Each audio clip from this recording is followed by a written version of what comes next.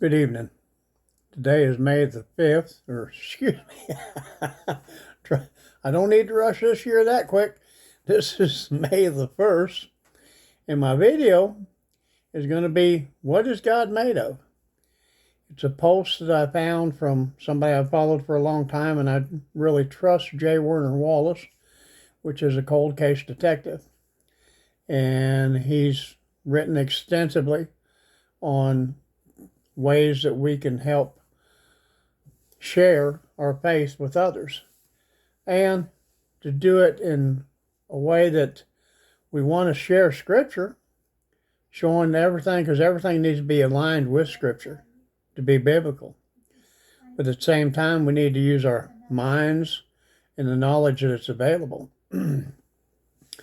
So anyway, with that, what is God made of? There's a question I often hear from young people that sounds simple on the surface, but it reveals something profound once you dig into it.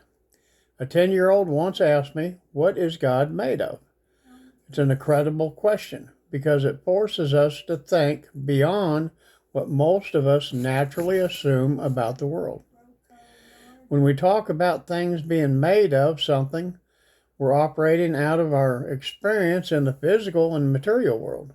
Tables are made of wood, mugs are made of ceramic, glasses are made of plastic. Everything in our daily lives seems to have substance, something we can hold, shape, or measure. Our instinct is to reduce all things to material building blocks. So when a child asks, what is God made of? He's applying that same reasoning to the divine. But God doesn't fit into that category. God isn't made of anything. He's not constructed from matter or energy because he's not a material being. God is immaterial, a spiritual reality that exists apart from the physical world. To put it another way, asking what God is made of is a bit like asking, what is my mind made of? You can talk about your brain, sure, but that's not the same question. The mind and the brain are not identical. The brain is physical. The mind is immaterial. One is observable under a microscope. The other is not. Yet no one denies that minds exist when we experience them every day, when we think, choose, imagine, and love. When I was an atheist, I rejected anything immaterial precisely because of that assumption, that if it couldn't be measured, it couldn't be real. But that worldview hit a wall when I began investigating the origin of the universe. Everything physical, every bit of matter had a beginning. Whatever caused the universe must have existed before it began. And if that's true, that cause couldn't be made of matter because matter itself didn't exist yet.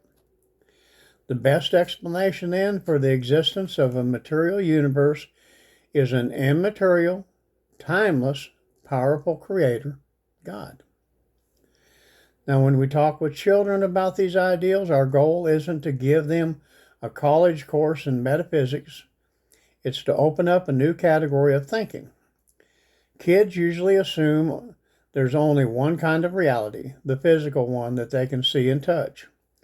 But when they hear that God, angels, and souls and minds exist beyond the material world, it starts to expand their imagination and understanding. They begin to see that not everything that's real can be placed under a microscope. This is a crucial step for helping kids develop a grounded faith. If they grow up only hearing that reality is limited to what science can measure, they'll miss out on the entire dimension of truth. Under an atheistic worldview, there's no room for the immaterial realities at all. No souls, no spirits, no minds, and certainly no God. But the Christian worldview invites them to see more, not less. It tells them There are invisible truths that give meaning to everything invisible, or everything visible. That's why when I write books for kids, like God's Crime Scene for Kids, I try to do what I call throwing the ball so they can catch it. Complex philosophical ideals like the distinction between mind and brain have to be explained in a way that helps a child to understand something new without overwhelming them. If they can walk away recognizing that their brain and mind are not the same thing, they've just taken a major step toward understanding why the immaterial God makes sense of the world they live in. When a child asks, "What is God made of?" it's not just a question about theology, it's a doorway to a deeper truth. So when a child asks, "What is God made of?" it's not just a question about theology, it's a doorway to a deeper truth. It gives us a chance to introduce them to a reality that goes beyond what they can see. And once they discover that there's more existence than matter, they begin to grasp that an immaterial, intelligent creator is not only possible, but necessary. That simple question asked by a 10-year-old reminds us of something profound. It's often the childlike curiosity that leads to the deepest discoveries of all.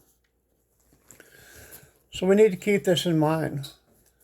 We need to help reinforce the learning of the young people and to bring them up into their faith and give them information that they can use to discuss with others. So I pray blessings for each and every one of you. Have a good weekend, and I will talk to you Monday. Love y'all. Bye.